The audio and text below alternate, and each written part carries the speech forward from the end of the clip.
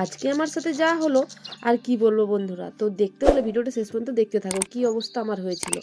তো যাই হোক বন্ধুরা, তো আমি আমার ব্লগটা শুরু করে দিয়েছি সকাল 7:30 থেকে।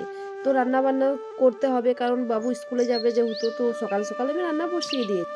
তো বসিয়ে দিয়েছি, তো এদিকে ভাতও দেখো, তারপরে ভাতও হয়ে গেছে, সবজিও আমার কাটা হয়ে গেছে। দেখো এদিকে কুমড়ো আলু বেগুন কেটে নিয়েছি, এটা তো ঘ্যাঁট রান্না করব। আর এখানে এখানে আছে লাউ ডাঁটা আর আলু কাটা আছে, মাছ দিয়ে ঝোল বানাবো। আর এই কুমড়োর তরকারিটা এই যে মাছের মাথা দিয়ে আমি রান্না করব। এগুলো ফ্রিজে রাখা ছিল, তো কিছুক্ষণ আগে আমি বের করে নিয়েছি। তারপরে দেখো কড়াই বসিয়ে দিয়েছি, কড়াইয়ের তেলটা তো প্রচণ্ড পরিমাণে গরম হয়ে গেছে। তো মাছটা আমি ছেড়ে দিই, আগে মাছটা প্রথমে ভেজে নিচ্ছি। মাছ ভেজে নেওয়ার পর বাবু যেহেতু বাবুকে পড়াতে এসেছে, তো ও পড়ছে। তো ভাত তো হয়ে গেছে, তো ও খাবে কি? এবারে মাছ ভাজা, দেখো মাছ ভাজা তো খেতে খুঁজে না, চট করে কাঁটা থাকে, মানে খেতেও দেরি হয়। তো ওর জন্য মাছ তো ভাজা হয়ে গেছে, এদিকে দেখো ডিমও ভেজে নিচ্ছি কারণ বাবু খেয়ে দিয়ে স্কুলে যাবে। তো ওর ভাতটা বেড়ে নিয়েছি, তো ভাতটা কিছুক্ষণ আগে বেড়েছি কারণ নুন মাখিয়ে দিলাম, কারণ ঠান্ডা হতে হবে, আর গরম গরম খেতে পারে না। তো নুন লবণ মাখিয়ে দিয়ে এবার ডিমটা দিয়ে দেবো। ডিমটা যেহেতু ভাজা হয়ে গেছে, তো ওকে ছেড়ে দিবে তখন, যখন আমি বাবুর ভাতটা রেডি করি তখন বাজে সকাল 9টা। হ্যাঁ, তো আমার মাছ ভাজা ভাতটাও তো আমাদের প্রচণ্ড পরিমাণে দেরি হয়, 1 ঘন্টার গায়ে লাগে।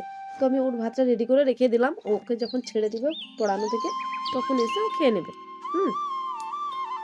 তারপরে দেখো বন্ধুরা, এদিকে আমি হচ্ছে কড়াইতে তেল দিয়ে আরও আমি যে এই রান্নাটা করবো, যে কাঁচকলাও কেটেছি এর সাথে, লাউ ডাঁটা আলু কাঁচকলা দিয়ে পেঁয়াজ দিয়ে দিচ্ছি তেলের মধ্যে। তো প্রথমেই সবজিটা আমি তুলে দিচ্ছি, কারণ মাছটা ভাজা হয়ে গেছে, এই মাছ দিয়ে ঝোল বানাবো। আর মাছটা জানো তো বন্ধুরা, মানে লোকাল পুকুরের মাছ ছিল, বা একটা ছোটো মাছ ঠিকই, কিন্তু মাছটা খুবই স্বাদ ছিল, মিষ্টি ছিল।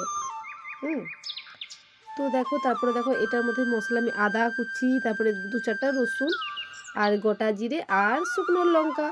হুম তো এই মশলাটা বেটে নেব। আর অবশ্যই ঝোল, যে কোনো মাছের ঝোলে অবশ্যই একটু পেঁয়াজ বেটে দিবে। আমি মশলাটা বাটার পর একটু পেঁয়াজও বেটে দিয়েছিলাম, ঠিক আছে। দেখো বন্ধুরা, সবজিটা দেখো আমার কিন্তু হয়ে আসছে, কারণ মশলাটাও দিয়ে দিলাম। তো কম মশলাটা দিয়ে আর একটু ভালো করে কষিয়ে নিলাম হলুদ টলুদ দিয়ে। তো জল ঢেলে দেবো, লাউডাটার ঝোল তো দেখো, ঝোল না করলে হয়। তো লাউডাটার ঝোল দেখো, এটা ঝোলটা ফুটে গেলে মাছটা দিয়ে দেবো। হুম তো আমার সকল বন্ধুরা কেমন আছো অবশ্যই কমেন্টসে জানাতে ভুলবে না। আর আমার নতুন একটা ব্লগে তোমাদের সকলকে জানে অনেক অনেক স্বাগত। বড়দেরকে প্রণাম আর ছোটদেরকে অনেক অনেক ভালোবাসা। হুম তোমরা কে কোথা থেকে আমার ব্লগটা দেখছো অবশ্যই কমেন্টসে জানাতে ভুলবে না। আমি ঝাড়গ্রাম জেলার একটা সাধারণ গৃহবধূ। হুম তো আমি তোমাদেরকে সারাদিনে যে আমি যে কাজকর্ম করি সেগুলো তোমাদেরকে শেয়ার করি। যদি তোমাদেরকে ভালো লেগে থাকে তো লাইক কমেন্ট করে শেয়ার করে দিও, আর যদি তার থেকেও একটু ভালো লাগে তো অবশ্যই সাবস্ক্রাইব করে পাশে থেকো। হ্যাঁ, তো এদিকে দেখো হচ্ছে বাবুকে তো রেডি করে দিলাম, ওকে ওর খাওয়া হয়ে গেছে, তো স্নান টান করে রেডি হয়ে গেছে, তো স্কুলে চলে যাচ্ছে। তো আমি একটা তরকারি বসিয়ে দিয়েছি। হ্যাঁ, তো আর একটা তরকারি আমি বাবু যাওয়ার পর আরও করবো। হ্যাঁ, তো ও আগে স্কুল থেকে ওকে একটু বাই বাই করে দিই, তারপরে আমি বাকি কাজগুলো সেরে নিচ্ছি। তো চলো বন্ধুরা, আর কি বলবো, আজকে যা আমার সাথে হয়েছিল আর কি বলবো তোমাদেরকে, আমার তো ভয়ই খেয়ে গেছিলাম যে পাছে আমার মোবাইলটাই কি ভেঙে গেল। হ্যাঁ, কারণ আমার তো ভিডিও মানে বানানোর সেরকম স্ট্যান্ড নেই।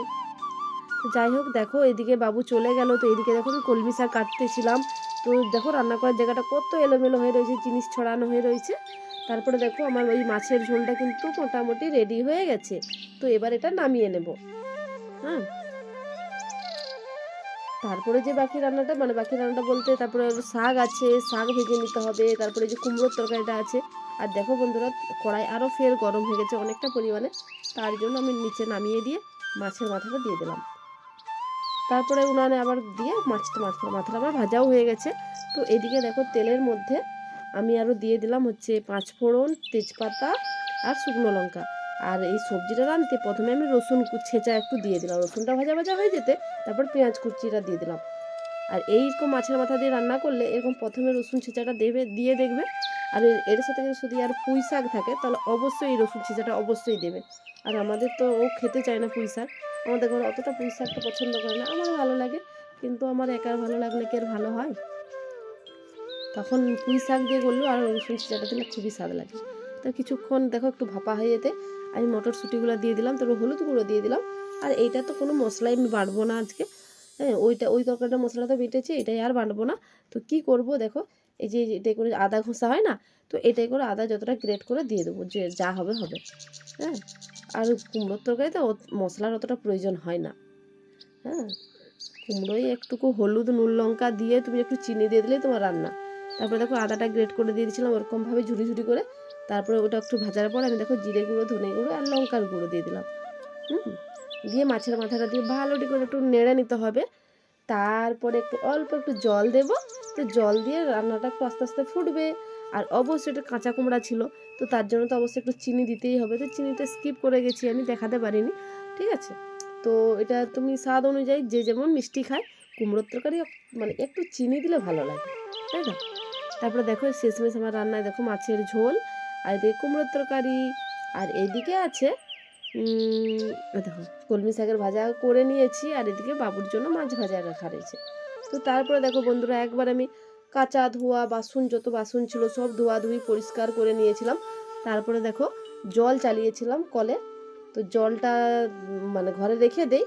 আর যে জামা কাপড়গুলো কেচেছিলাম ওগুলো ধোয়াও হয়ে গেছে, কিন্তু ওখানেও মেলা হয়নি। এই জামা কাপড় মেলার সময় তো আমার সাথে এই কাণ্ডটা ঘটেছিল, কি বলবো। তো যাই হোক, কাঁচা ধোয়া তো সব হয়ে গেছে, স্নান অবশ্য হয়নি। তো স্নানটা করবো কিন্তু দম হয়ে গেল, তো কাঁচা ধোয়া করলাম। তো জল খেয়ে নিই আগে। ঠান্ডা ঠান্ডা জল ভরেছি, জলটা বেশ এখন ঠান্ডাই থাকে, সঙ্গে সঙ্গে জলটা খুবই ঠান্ডা থাকে, তো খেতে বেশ ভালোই লাগে। তো এক মুখ জল খেয়ে নিলাম। তারপরে দেখো এদিকে হচ্ছে আমি জামা কাপড় মিলতে এসে গেলাম, ঠিক আছে। তো জামা কাপড়গুলো মেলতে থাকি। তারপরে দেখো আমি তো মেলে যাচ্ছি, আর ফোন দেখো আমি এই কনের দিকে রেখেছিলাম। হ্যাঁ, মানে আমাদের ঘরের কনটার দিকে রেখেছিলাম। তারপর আমার সাথে যা হলো তোমরা এরপরে তোমরা দেখতেই পাবে। হ্যাঁ,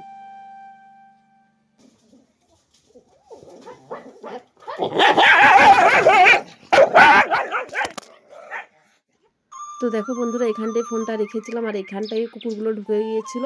তো ওখানে লালা জল টল ওরা দুজনে মানে ঝগড়া করতে করতে ঢুকছিল, তো লালা জল টল ফেলে দিয়েছিল। তো আমি আগে দেখো ধুয়ে দিলাম জায়গাটা জল দিয়ে। আমার ফোনের মধ্যেও ফেলে দিয়েছিলো, আর কি বলবো বন্ধুরা। তারপর অনেক কষ্ট পরিষ্কার টরিষ্কার করে আবার ক্যামেরা করছি।